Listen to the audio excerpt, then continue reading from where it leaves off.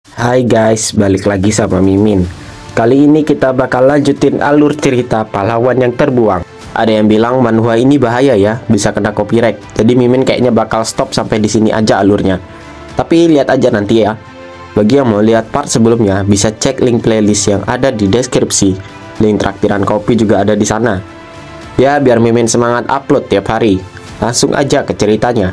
Part kemarin berakhir, di mana Kang Haso yang tidak ingin menjadi hero malah dibuang oleh Dewi yang memanggil dia dan teman-temannya. Hal itu membuat Kang Haso harus bersusah payah untuk bertahan hidup dari monster Gnoll yang suka memakan daging manusia. Saat di ujung tanduk, Kang Haso diselamatkan oleh Dewa Aneh. Dewa itu lalu memberi Kang Haso blessing hingga Kang Haso bisa membantai para Gnoll itu. Di saat itu, tiba-tiba Kang Haso mendengar suara dari ras yang bisa diajak berteman. Kalau lupa, si Hanso ini bisa menerjemahkan bahasa dari musuhnya, tapi tidak dengan ras yang baik hati. Kang Haso pun lalu menjadi penasaran, dan dia pun mengeceknya. Tapi Kang Haso akan berhati-hati, siapa tahu itu adalah ras elf. Kang Haso pun lalu mengintip dari balik pohon, dan dia sangat terkejut melihat bahwa terdapat beberapa manusia di sana. Lebih tepatnya 2 swordman dan 1 wanita archer. Namun archer wanita itu menyadari keberadaan dari Kang Haso. Archer itu pun lalu melepaskan anak panahnya. Namun untungnya panah itu menancap di pohon tempat Kang Haso bersembunyi. Sepertinya wanita itu tidak berniat menyerangnya. Mereka pun lalu mengacukan senjatanya kepada Kang Haso. Kang Haso pun mencoba untuk memberitahu bahwa dia hanya tersesat. Namun itu tidaklah berguna karena mereka tidak bisa mengerti apa yang Kang Haso bicarakan. Menyadari itu, Kang Haso pun menyembunyikan daggernya agar tidak menimbulkan kecurigaan. Pria yang berotot pun berkata sesuatu yang tidak jelas. Kang Haso pun lalu berlutut di hadapan mereka bertiga. Dia bilang kalau dia tidak ingin adanya kekerasan. Kang Haso lalu bergumam, walaupun mereka tidak bisa berkomunikasi dengan kata-kata, dia bisa menggunakan bahasa tubuhnya dan juga dengan nada suara yang ramah. Mereka bertiga lalu berdiskusi, entah apa yang diomongin. Archer wanita itu pun langsung mengarahkan serangannya kepada Kang Haso. Kang Haso pun menjadi panik. Dia mencoba menjelaskan situasinya sebisa mungkin. Namun akhirnya Kang Haso pun bisa ikut bersama ketiga orang itu. Di sepanjang perjalanan Kang Haso diajak ngobrol oleh archer itu. Namun Kang Haso hanya haho nggak ngerti. Mereka terus mengobrol dengannya, tapi Kang Haso tidak mengerti satupun kata yang mereka keluarkan.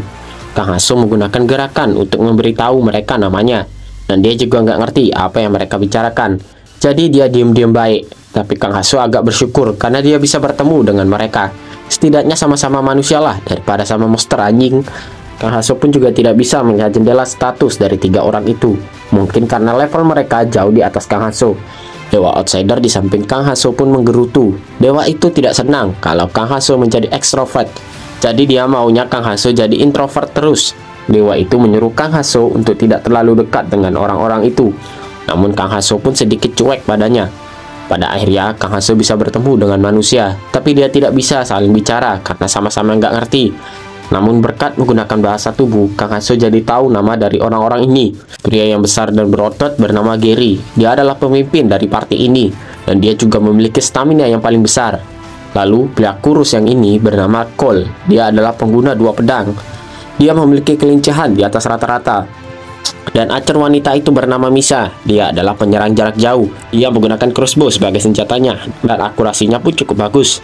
Misa lalu memanggil Kang Haso. Lalu dia menuju ke suatu tempat. Kang Haso pun lalu melihat ke arah itu, dan ternyata di sana terdapat kepulan asap. Dan kemungkinan besar itu adalah tempat tinggal para penduduk.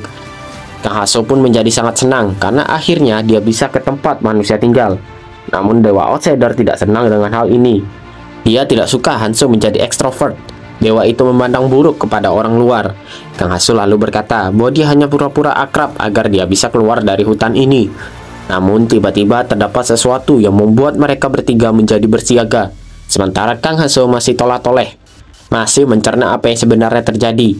Ternyata terdapat segerombolan Gnoll yang mengejar mereka. Mereka bertiga pun lalu bersiap untuk menghabisi para Gnoll itu.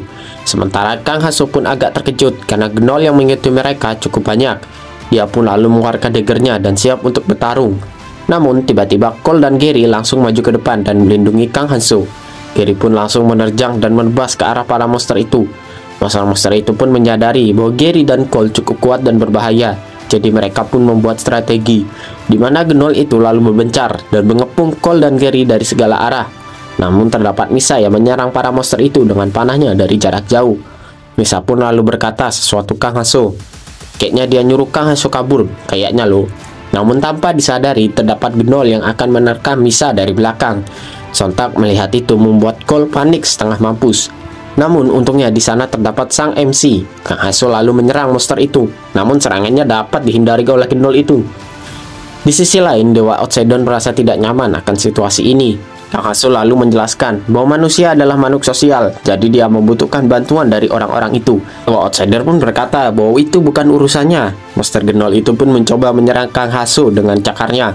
Namun Kang Haso dapat mengelak dari serangan itu dengan mudah. Kang Haso lalu menancapkan daggernya ke dagu dari monster itu.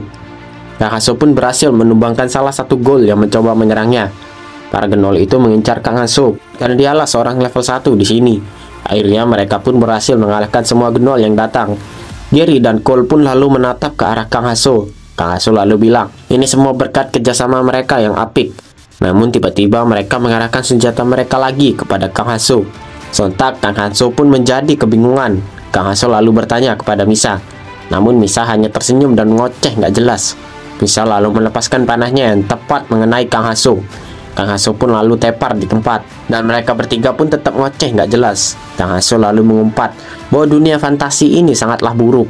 Setelah membuat Kang Haso pingsan, Kang Haso jadi bisa mengerti apa yang mereka bicarakan, yang artinya mereka berniat buruk padanya. Mereka bertiga berkata bahwa rencana jadi berantakan akibat Kang Haso yang menggila. Namun Misa berkata berkat itu mereka jadi tahu seberapa berbahayanya Kang Haso saat gila. Misa mengira awalnya Kang Haso lemah dan kurus, namun tak disangka Kang Haso mahir bertarung. Gary lalu berkata bahwa akan berbahaya jika mereka tetap melakukan rencana awal. Cole pun bilang sangat disayangkan, namun mau bagaimana lagi. Mereka berencana untuk menjual Kang Haso sebagai budak, namun tidak jadi karena mereka berpikir Kang Haso tidak akan laku. Gary lalu memberi saran untuk mengambil daggernya saja. Namun Cole bilang palingan itu cuma rosokan. Gary lalu menjawab mau tidak mau mereka harus mengambil dagger itu karena Kang Haso nggak bakalan laku kalau dijual. Dan siapa tahu kalau yang dipegang Kang Haso itu adalah item berharga. Namun Cole dan Misa pun tidak mempercayai akan hal itu. Gary lalu meyakinkan mereka bahwa tadi dia melihat ukiran di dagger itu yang seperti dimiliki oleh bangsawan elf. Cole pun lalu mendekati Kang Haso. Dia akan mengecek apakah itu asli atau bukan. Gary berkata, jika itu palsu sekalipun, harganya akan tetap mahal di pasar. Mereka lalu mengajak Cole untuk pergi dari sini, karena mereka juga kelelahan, dan pasti banyak terdapat orang gila lain selain Kang Haso. Cole pun mengerti, namun dia ingin melihat sesuatu terlebih dahulu. Cole bilang bahwa Kang Haso masih mau pegang daggernya dengan erat, padahal sudah tepar. Misa pun memperingatkan Cole untuk berhati-hati, karena dia memang memanah dadanya Kang Haso, namun itu tidak mengenai jantungnya. Misa bilang, kemungkinan besar Kang Haso masih hidup. Mendengar itu, Cole pun lalu mencoba menusuk Kang Haso untuk membuatnya benar-benar mati. Namun tiba-tiba Cole dapat melihat status window dari Kang Haso. Cole pun lalu menyadari siapa Kang Haso sebenarnya. Namun selak, Kang Haso menancapkan daggernya ke leher Cole.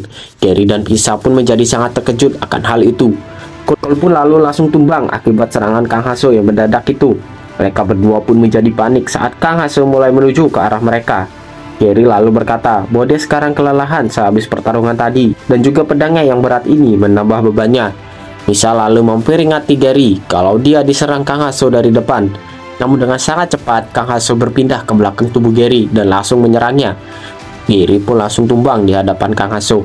Misa pun tidak tinggal diam, dia melancarkan dua anak panahnya yang tepat mengenai Kang Haso di dadanya lagi.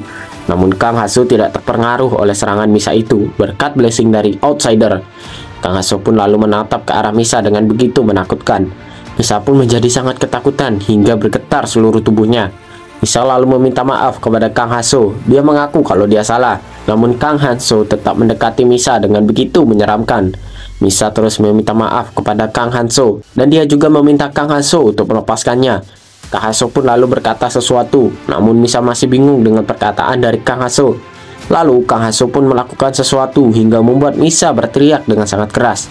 Ternyata Kang Haso mengganti bajunya dengan mengambil baju yang Misa pakai. Dewa Outsider pun menjadi sangat senang dengan apa yang Kang Haso lakukan.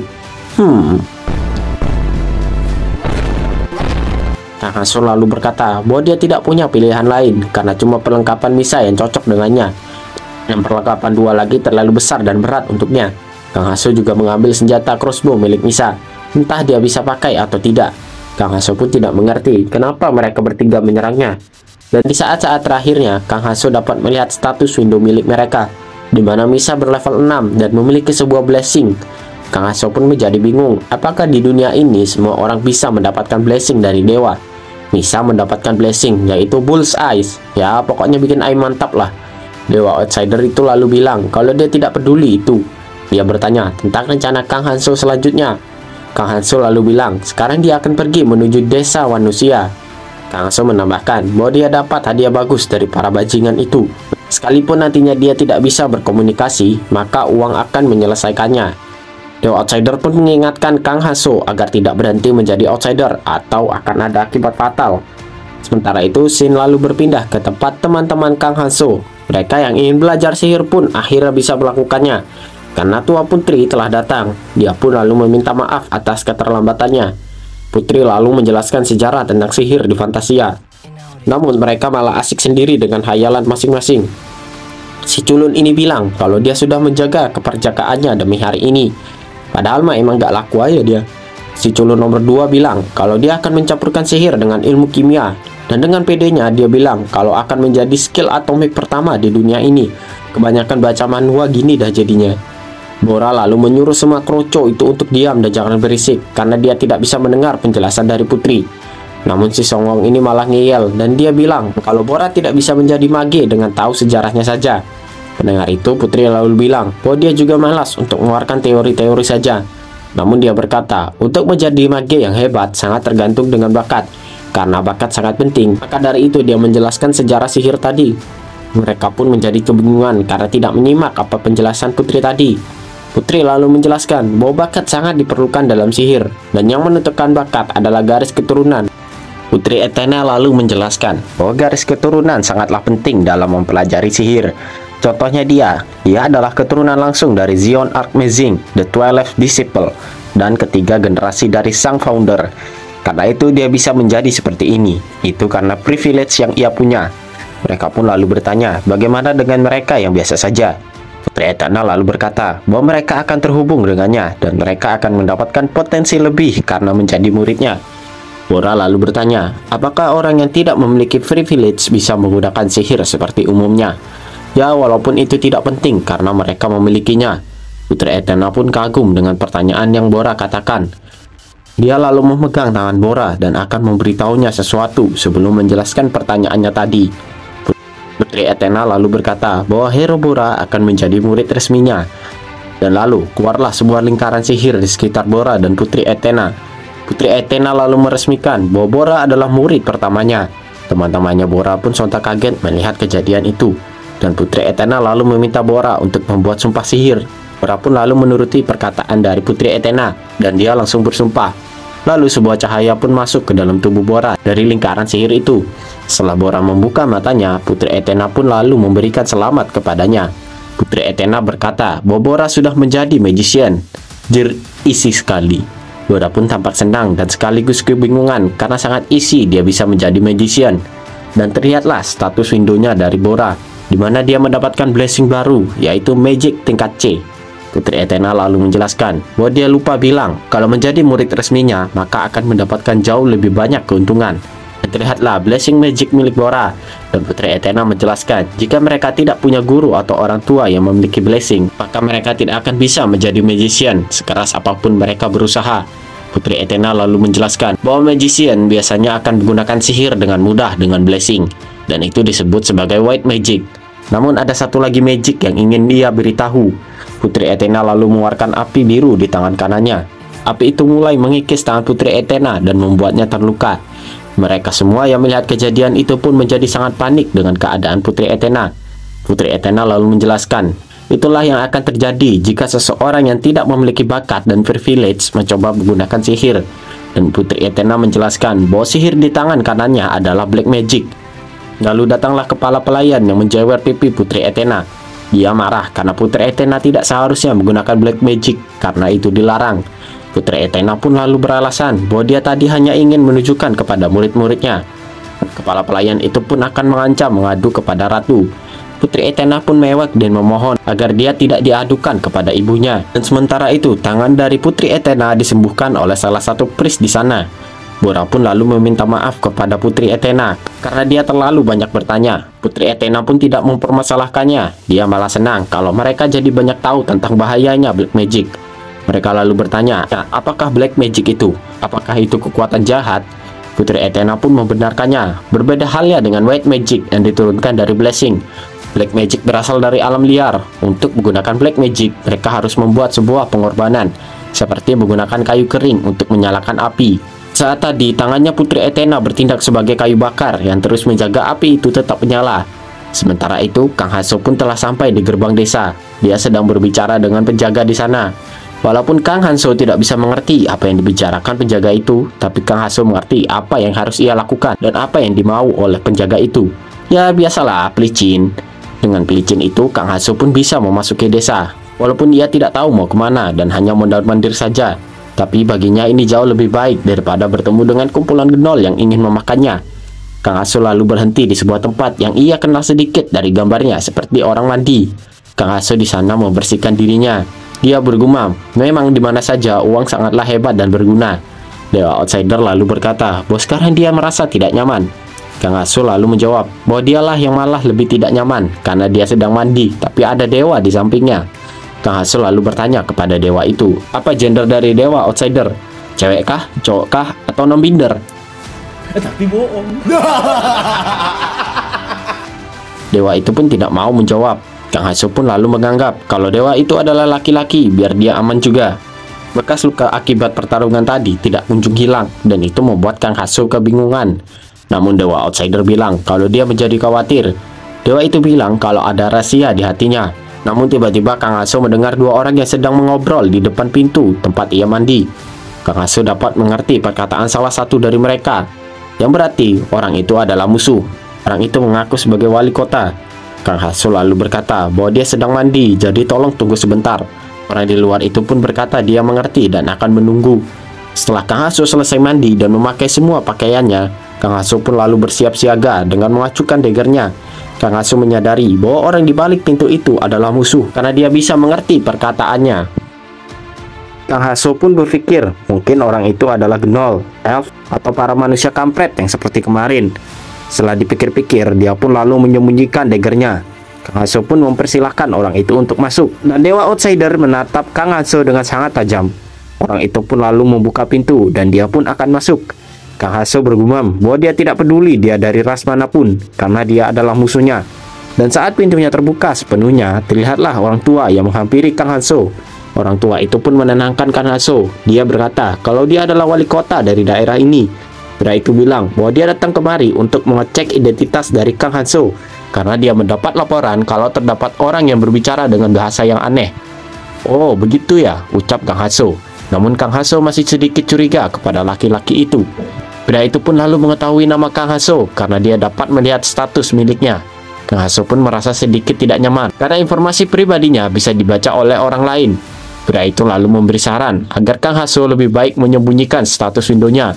Namun Kang Haso malah tidak tahu kalau dia bisa menyembunyikan status windownya. Pria itu lalu berkata, awalnya dia mengira kalau Kang Haso adalah elf yang sedang menyamar. Namun dugaannya ternyata salah. Kang Haso lalu bertanya, mengapa pria itu tampak kecewa? Pria itu lalu menjelaskan bahwa desa ini memiliki konflik yang tidak baik dengan ras elf. Saat mereka berbicara, Dewa Outsider merasa geram dengan hal ini.